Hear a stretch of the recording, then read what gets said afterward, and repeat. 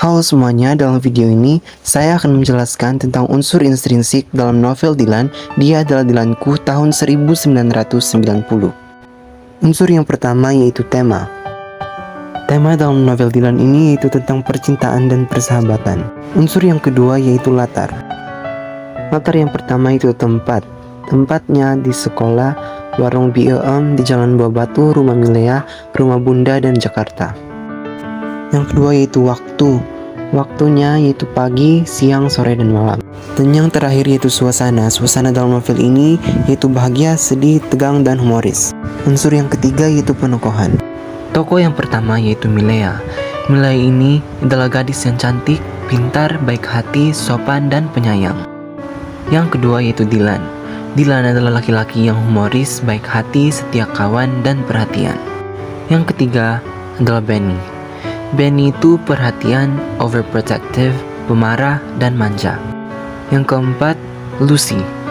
Lucy yaitu perempuan yang baik hati dan perhatian. Yang kelima yaitu Bahar. Bahar adalah laki-laki yang baik hati, setia kawan, dan mudah marah. Yang keenam yaitu Bunda. Bunda adalah penyayang, baik hati, dan humoris. Dan yang ketujuh, BEM. Rama, baik hati. Dan yang terakhir yaitu Ibu. Ibu ini yaitu penyayang dan baik hati. Unsur yang keempat yaitu alur. Untuk pertama kali, Milea dan Hussein berjalan menuju sekolah barunya dan dihampiri oleh pengendara motor. Pengendara motor ini, dia adalah Dylan, si anggota geng motor Bandung tahun 1990 yang satu SMA dengan Milea. Dylan dan Milea makin hari terlihat dekat karena kehumorisan Dylan membuat Milea nyaman di dekat Dylan. Namun, bukan hanya Dylan yang menaruh hatinya di Milea, ada banyak, dan salah satu teman kelasnya yaitu Jaja. Dan ternyata, status Milea masih berpacaran dengan Benny, yaitu pacarnya di Jakarta sebelum pindah ke Bandung. Semakin hari, hubungan Dylan dan Milea nampak semakin dekat. Namun, di dalam masa pendekatan tersebut, Anhar yang selaku teman seanggota Dylan di geng motor merasa Dylan berubah. Sikap Dylan yang terkadang Anhar berpikir bahwa Milea yang membuat Dylan jauh dari geng motor tersebut.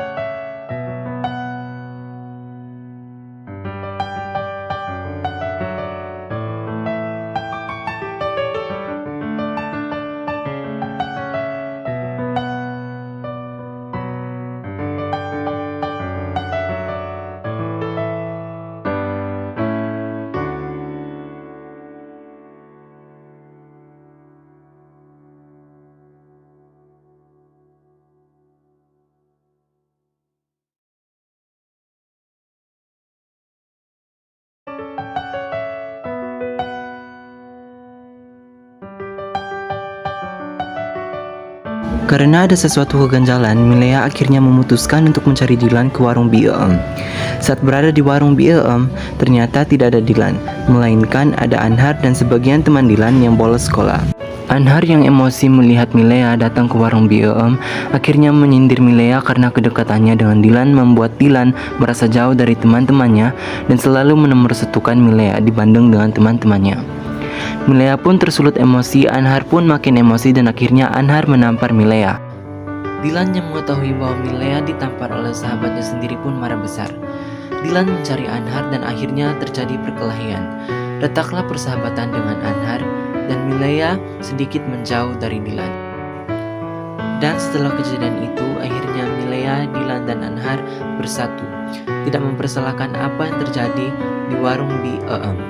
Anhar sudah meminta maaf kepada Milea dan Dylan. Mereka pun memaafkannya. Masalah pacar Milea yang di Jakarta pun sudah berakhir karena sifat pemarah dan overprotective yang sudah membuat Milea gerah dan membuat Dylan dan Milea akhirnya kembali bersatu dalam ikatan pacaran. Mereka berdua menikmati masa SMA mereka dengan kekonyolan Dylan yang membuat Milea nyaman berada di dekat Dylan. Unsur yang kelima yaitu gaya bahasa. Bahasa yang digunakan dalam novel Dylan ini tidak menggunakan bahasa yang baku dan mudah dimengerti. Tapi dalam novel ini ada beberapa menggunakan bahasa Sunda sebagai penguat karena berasal di daerah Bandung, tapi ada translate agar pembaca tidak bingung. Dan unsur yang terakhir yaitu amanat. Dalam novel Dilan ini mengajarkan kita bahwa kesederhanaan merupakan dasar kebahagiaan bagi manusia.